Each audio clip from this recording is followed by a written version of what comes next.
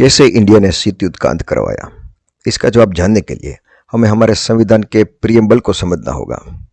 Preamble यानी कि प्रस्तावना कॉन्स्टिट्यूशन की वैल्यू सिस्टम को दर्शाता है और हम यहाँ भारत के संविधान की 4 मूल्य व्यवस्था देख सकते हैं, जिनमें से 3 फ्रांस की क्रांति से प्रेरित है।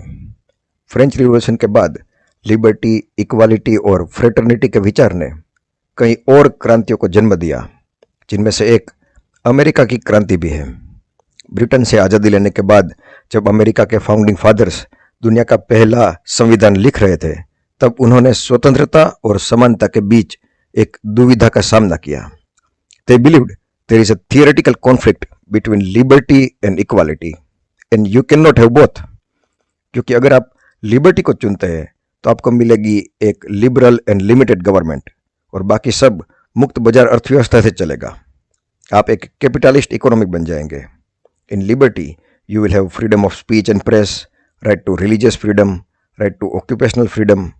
ये सभी नेगेटिव राइट्स कहलाते हैं क्योंकि ये दर्शाते हैं कि गवर्नमेंट क्या नहीं कर सकती। दूसरी तरफ अगर आप समानता को चुनते हैं तो सबको समान इकोनॉमिक स्टेटस मिलेगा, सबको खाना, घर और नौकरी मिलेगी, लेकिन आपको स्वतंत्रता छोड़नी पड़ेगी। इक्वालिटी में सरकार फ्री में एजुकेशन देती है, लेकिन आपको क्या पढ़ना है ये भी गवर्नमेंट ही बताएगी। सरकार सबको रोजगार देगी, लेकिन आपको कौन सा काम मिलेगा ये आप पसंद नहीं कर सकते। You will get equality but you have to give up liberty. ये दुविधा बड़ी भारी है, दोनों में से कोई एक ही मिलेगा, ये सोचकर अमेरिका ने समानता को छोड़ दिया और स्वतंत्रता को ही अपनी देवी मान लिया। That's why they have statue of liberty. इसके कई सालों के बाद रशिया में एक और क्रांति हुई और इस बार यह क्रांति समानता के विचारों से प्रेरित थी। यह माना गया कि गवर्नमेंट की रिस्पॉन्सिबिलिटी है कि सबको खाना, घर, शिक्षा और रोजगार मिले। इसे पॉजिटिव राइट्स कहा गया because it ensures affirmative actions by state, और इसके लिए एक पावरफुल गवर्नमेंट चाहिए। बोल्शेविक क्रांति के बाद यूएसएसआर की सरकार ने सारी शक्तियां अपने पास रख ली। यहां आप किसी भी तरह की स्वतंत्रता की उम्मीद नहीं कर सकते।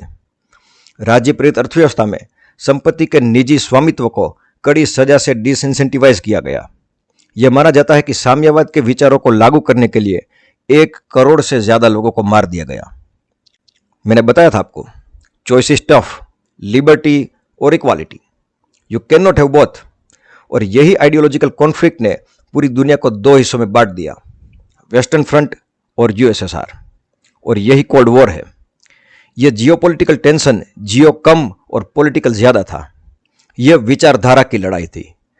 एक तरफ वेस्टर्न फ्रंट ने अन्य मित्र राष्ट्रों के साथ मिलकर नाटो मिलिट्री अलायंस बनाया, जबकि दूसरी तरफ रशिया ने पूरी दुनिया में चल रहे लेफ्ट विंग पार्टी और आंदोलनों को फंडिंग दी। 1945 से 1960 के बीच लगभग पूरी दुनिया के मुल्कों ने यूरोप की गुलामी से आज़ादी ले ली थी और अब ये देश कोल्ड वॉर की युद्ध भूमि बन गए। दोनों ग्रुपों के बीच तनाव बढ़ता जा रहा था। क्यूबन मिसाइल क्राइसिस ने पूरी दुनिया को न्यूक्लियर वॉर की कगार पर लाकर खड़ा कर दिया। In this graph you can see the development of nuclear Arsenal of both sides. It was predicted on many occasions that Cold War could turn into a full-scale nuclear war. In the time of confusion and mistrust, India got her independence. आजादी के पहले से ही पश्चिम और USSR दोनों ने भारत को अपने गुट में खींच लाने की कोशिशें शुरू कर दी थी। आजादी के तुरंत बाद ही भारत को इस दुविधा का सामना करना पड़ा। India decided not to join any front, जिसे नॉन अलाइन मूवमेंट कहा गया।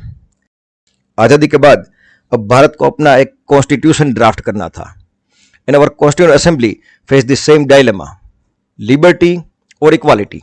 कॉन्स्टिट्यूएंट असेंबली के प्रोमिनेंट मेंबर्स ने इस प्रश्न पर विचार किया और वे एक एग्रीमेंट पर आए कि वेस्ट और ईस्ट का ये डिवाइड बिल्कुल ही अनावश्यक है और हम योग की भूमि है। योग का मतलब ही होता है जुड़ना। We believe in the philosophy of Advaita, means oneness of everything.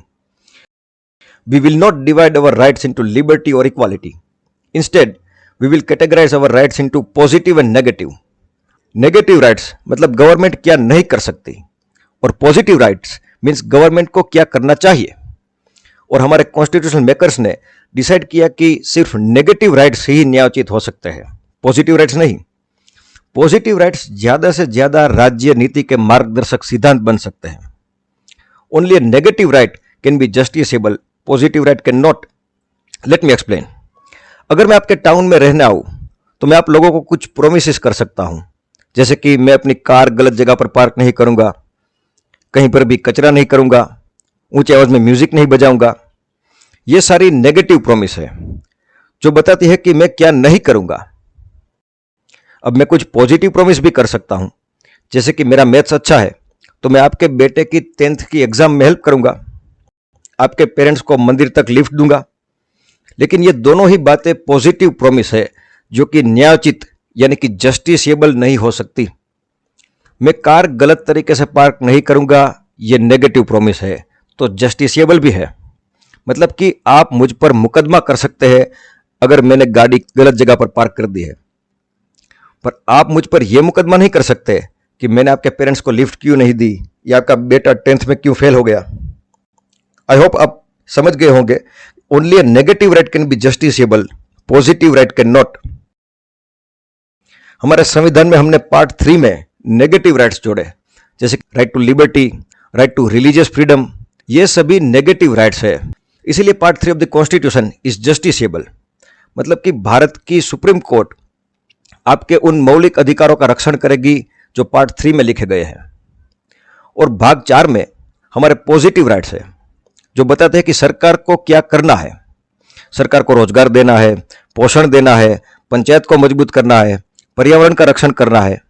लेकिन ये पॉजिटिव राइट्स है, मतलब कि जस्टिसेबल नहीं है, यानी कि सुप्रीम कोर्ट पार्ट 4 को लागू करने के लिए हस्तक्षेप नहीं कर सकती। यह सिर्फ सरकार को लागू करना है। And my friend, that's how we added both the values in our constitution and achieved equilibrium between liberty and equality. That's how we provided philosophical ground to the non-aligned movement. और जैसा कि कहा जाता है, स्वतंत्रता और समानता को जोड़ने के लिए बंधुत्व चाहिए। हमने संविधान को लिखते समय दुनिया की दो विरोधी विचारधारा को जोड़कर दिखाया।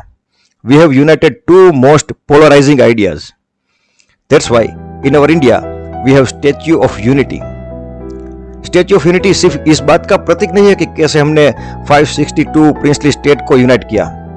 Statue of Unity इस बात की भी सूचना देता है कि कैसे हमने अलग अलग विचारधारा को जाना, उनका सम्मान किया, अपनाया और जोड़कर दिखाया।